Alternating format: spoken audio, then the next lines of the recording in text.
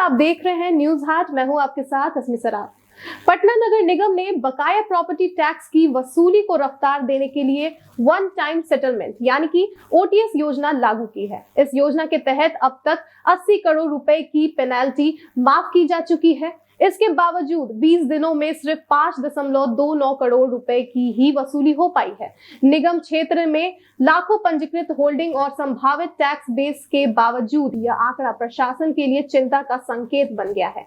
तो आपको बता दें कि पटना नगर निगम ने बकाया प्रॉपर्टी टैक्स को लेकर बड़ा कदम उठाया है। वन टाइम सेटलमेंट यानी कि ओटीएस योजना लागू कर निगम ने अब तक करीब 80 करोड़ रुपए की पेनल्टी माफ कर दी है। मकसद साफ था, लोगों को राहत देकर टैक्स भुगतान के लिए प्रोत्साहित करना। ओटीएस योजना लागू हुए करीब 20 दिन बीत चुके हैं, लेकिन इस दौरान पटना नगर निगम महज 5.29 करोड़ रुपए की ही वसूली कर सका है। इसमें से 3.80 करोड़ रुपए प्रॉपर्टी टैक्स के रूप में और 1.48 करोड़ रुपए सॉलिड वेस्ट मैनेजमेंट चार्ज के रूप में जमा हुए हैं। निगम क्षेत्र में फिलहाल करीब 2.93 लाख होल्डिंग पंजीकृत है। ऐसे में यह आंकड़ा प्रशासन के लिए चिंता का विषय बन गया है। नगर निगम अधिकारियों का कहना है कि पटना जिले में बिजली उपभोक्ताओं की संख्या करीब 5.48 लाख है। इसका मतलब है कि बड़ी संख्या में ऐसी संपत्तियां अभी भी टैक्स नेटवर्क से बाहर हो सकती है। अगर इन्हें टैक्स दायरे में लाया जाता है तो निगम की आय में बड़ा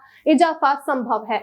इसी संभावना को देखते हुए निगम टैक्स बेस बढ़ाने की दिशा में भी काम कर रहा है। बकाया टैक्स की वसूली तेज करने के लिए निगम ने विशेष टीमें बनाई हैं। ये टीमें 22 दिसंबर से घर घर जाकर लोगों को टैक्स भुगतान के लिए जागरूक कर रही है और एक मुश्त भुगतान करने पर ब्याज और दंड में छूट की जानकारी भी दे रही है। इसके बावजूद लोगों की उदासीनता साफ नजर आ रही है। अंचलवार आंकड़ों पर नजर डाले तो पाटलिपुत्र, नूतन राजधानी और बांकीपुर अंचल से अपेक्षाकृत अधिक भुगतान हुआ है। एक तरफ जहां ओटीएस योजना के तहत पेनल्टी माफ की गई है, वहीं आपको बता दें कि दूसरी ओर करीब 48,000 व्यवसायिक प्रतिष्ठानों का टैक्स बढ़ गया है। होटल, जिम, हेल्थ क्लब, विवाह भवन, बैंक, बीमा कंपनियों और बड़े गोदामों का टैक्स 2 गुना कर दिया गया है। कोचिंग संस्थान, नर्सिंग होम, निजी शैक्षणिक संस्थान, showroom, shopping mall, cinema, multiplex और रेस्टोरेंट पर 1.5 गुना टैक्स वसूला जाएगा।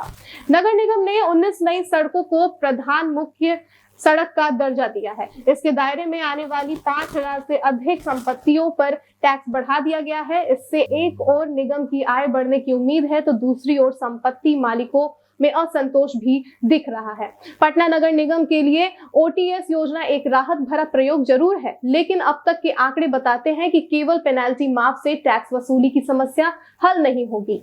लोगों में भरोसा और जागरूकता बढ़ाना, टैक्स सिस्टम को पारदर्शी बनाना और टैक्स नेटवर्क का विस्तार करना, ये चुनौतियां अभी भी निगम के सामने खड़ी है। इसी कड़ी में चलिए आपको हम ये भी बता देते हैं कि बिहार के उप मुख्यमंत्री और राजस्व एवं भूमि सुधार मंत्री विजय कुमार सिन्हा इन दिनों जमीन से जुड़े मामलों के निपटारे को लेकर एक्शन मोड में है। इस बीच विभाग की तरफ से एक टोल फ्री नंबर जारी किया गया है। इस नंबर पर फोन कर जमीन से जुड़ी समस्याओं का समाधान पा सकेंगे आप। राजस्व एवं भूमि सुधार विभाग के ऑफिशियल एक्स अकाउंट के जरिए एक पोस्ट शेयर किया गया है, जिसमें लिखा गया है कि भूमि से संबंधित किसी भी समस्या का समाधान पाने के लिए विभाग के टोल फ्री नंबर 1800-345-6215 पर कॉल करें या जन शिकायत पोर्टल biharbhumi+.bihar.gov.in/pg पर अपनी शिकायत दर्ज करें। इसी तरह से जमीन से जुड़े विवाद के निपटारे को लेकर विभाग ने